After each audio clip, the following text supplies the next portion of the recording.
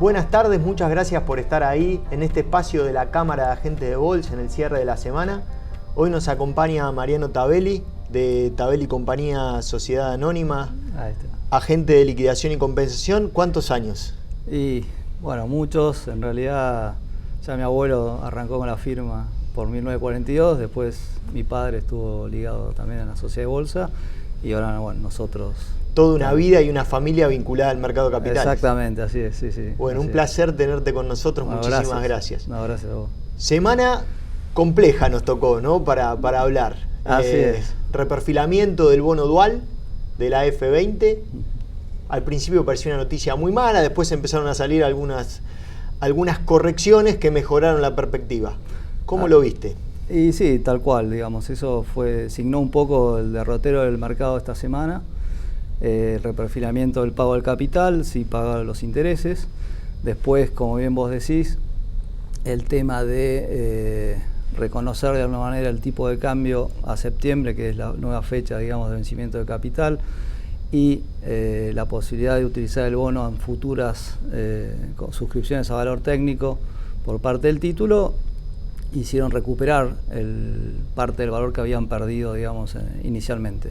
Igualmente, como bien decíamos, el mercado quedó con una tónica negativa tanto en acciones como en títulos públicos, y indudablemente estamos esperando cuál va a ser en definitiva la oferta que el gobierno ofrezca de una manera para reestructurar la deuda, que es lo que nos podría llegar a dar nuevamente cuál va a ser el nuevo punto de equilibrio que el mercado está buscando.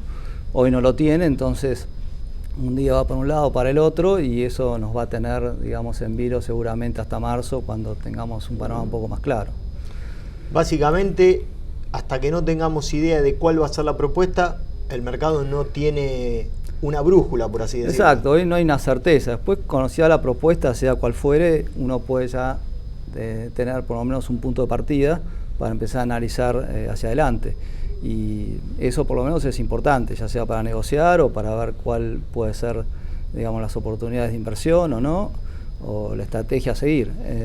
Así que creo que hasta tanto no se dé eso, por ahora estuvo la presentación del ministro en el Congreso, dando algunos lineamientos.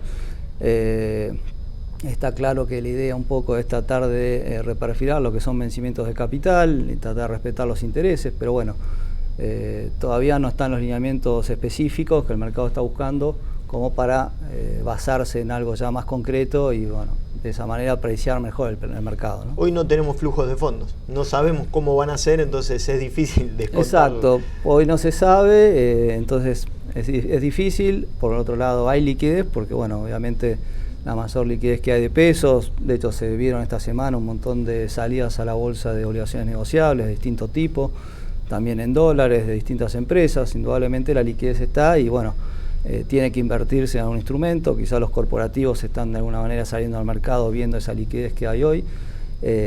Así que bueno, esa parte sí se está moviendo. Y por otro lado, bueno, es importante a futuro tratar de recomponer lo que es la curva de pesos y volver de alguna manera a tratar de rearmar el mercado interno, ¿no? ¿Y cómo lo ves? ¿Tenés alguna visión después de la comparecencia del ministro en el Congreso, sobre todo cuando habló del tema de las cuentas públicas? Planteó que recién en 2023 van a tener equilibrio. Van a ir a un equilibrio fiscal primario. Entonces, desde ese punto de vista, ¿se te ocurre un reperfilamiento hacia un segundo periodo, ya sea de este gobierno o de otro? Porque pareciera que todo se inclina a un reperfilamiento. Indudablemente la idea es tratar de deshogar los vencimientos de corto plazo, por lo menos los primeros 2 años, creo yo, y después tratar de ver de qué manera la economía empieza a mostrar un signo de crecimiento. Eso es importante, pero bueno, los lineamientos finales habrá que verlos ya cuando esté la oferta y cuál es la aceptación también de la oferta. Recordemos que hay distintas legislaciones en las cuales se necesita un porcentaje, digamos, determinado para que esa oferta, digamos, sea válida y sea recibida por los acreedores, con lo cual va a ser un proceso de negociación que seguramente lleva un tiempo, pero como dije anteriormente, es importante para tener un nuevo punto de equilibrio en el mercado, por lo menos un piso de donde empezar a proyectar, que se conozca en algún momento cuál va a ser la oferta que ofrece el gobierno, ¿no? Y hasta ese momento ¿cómo te imaginás al gobierno con los vencimientos en pesos que se avecinan? El ministro habló de que la F20 iba a ser el último bono reperfilado. Sí, por ahora, bueno, los vencimientos en pesos creo que se van a ir cumpliendo. El resto de los vencimientos grandes en dólares son más adelante. Sí, recién en mayo aparece el tenemos bono vencimiento, 24. con lo cual creo que por ahora que se van a respetar. Pero como bien dije, hay que ver esta semana también con el Fondo Monetario, las conversaciones, digamos, en qué terminan y creo cómo se perfila cuál va a ser la oferta final. Entonces, bueno, en base a eso, el mercado después va a poder basarse en algo más sólido como para proyectar. Y los inversores en este escenario de incertidumbre, ¿para dónde los podemos rumbear? Vos recién hablabas de deuda corporativa. Hubo varias suscripciones de obligaciones negociables relativamente exitosas. Exacto, algunos inversores se están volcando por ahora, digamos, a estas emisiones corporativas como, digamos, válidas para poder alocar su dinero mientras tanto. Los que tienen tenencia de acciones o mismo títulos públicos hoy están en valores realmente muy bajos, más allá de si la oferta es agresiva o no, pero bueno, son valores realmente muy deprimidos que quizá no sea el momento de salir a vender las carteras, ¿no? Yo esperaría, como dije antes, a tener un panorama un poquito más cierto, quizá en marzo, y no vender ahora o mal vender ahora activos que después, bueno, pueden llegar a recuperar valor. ¿Se justifica el precio de las acciones? Bueno, medidas creo que la incertidumbre llevó un poco a eso, donde hoy están muy deprimidas, que son valores muy bajos, medidos en pesos o en dólares. Sí, en dólares estamos en algunos papeles incluso por debajo de crisis previas en la Argentina. Estamos a un tercio de lo que valían hace 3 años, la verdad es que ridículamente bajos. Pero bueno, como dije antes, es importante ver para dónde va la economía, la macro y cómo se ordena a lo largo de este año para que vuelvan a recuperar valor. Pero si es por valores y precios, sí están exageradamente bajos. ¿Sí? Nosotros exageradamente bajos y afuera. Y afuera el S&P que no afloja y venimos esperando una corrección un poquito más grande y exacto. Parece que no. No vino, sigue muy fuerte el flujo de fondos ahí en la economía americana. Y bueno, un año eleccionario donde, digamos, necesitan también tener una economía fuerte y creciendo, digamos, sobre todo Donald Trump. Así que indudablemente el mercado está muy sólido, tasas bajas donde no se espera en el corto plazo que hayan, digamos, subas de tasas en el mercado, y con el efecto chino también, que puede traer sí un crecimiento menor en la economía global, sobre todo en China. Habrá que esperar por lo menos un trimestre a ver si pasa el efecto del coronavirus para ver cuál fue en la economía real el efecto que provocó, ¿no?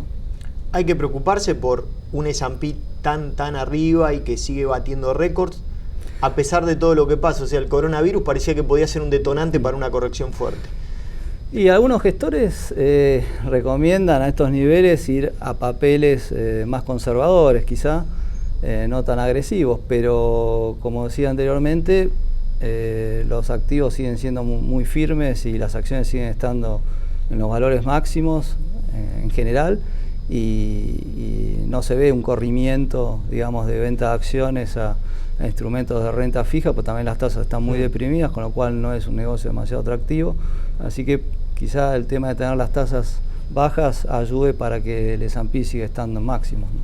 Sí, además ese tema de tener las tasas tan bajas evitaría una corrección muy brusca o podría darse igual. No, podría darse igual en algún sector, pero los que hablan de correcciones bruscas están hablando de un 10% o una cosa así, pero como bien dije, digamos, si no hay un incentivo para pasarse a algún otro activo, digamos, que no sea un refugio por alguna crisis puntual, por ahora se van a mantener. Y bueno, yendo ya a vecinos nuestros, esta semana pasó además el real, tocó un mínimo histórico en términos nominales, ¿no? Hablando, llegó a 4.40 en un intradiario, 4.40 reales por dólar. ¿Cómo ve la economía brasileña y cómo ves el efecto de esta devaluación o depreciación del real y cómo nos puede terminar impactando? Y obviamente la devaluación de la economía del real, digamos, en Brasil, nosotros que exportamos a Brasil, no es un dato favorable para nosotros. Las proyecciones de crecimiento bajaron un poco en la economía brasilera para este año. Entonces, bueno, habrá que ver realmente cómo sigue la película. Pero sí, una devaluación del real nos ayuda, por lo menos para las exportaciones nuestras hacia Brasil. ¿Algo más que quieras agregar? ¿Algo que no te haya preguntado? No, creo que más o menos dimos un pantallazo de lo que fue la semana, bonos, acciones, y bueno, la proyección a futuro va a depender mucho de justamente la reestructuración de deuda y cómo sigan todas estas negociaciones en las próximas semanas. Bueno, Mariano, muchísimas gracias por tu participación. No, gracias a vos. No, por favor. Muchas gracias a ustedes por estar ahí en este espacio de la Cámara de Agentes de Bolsa.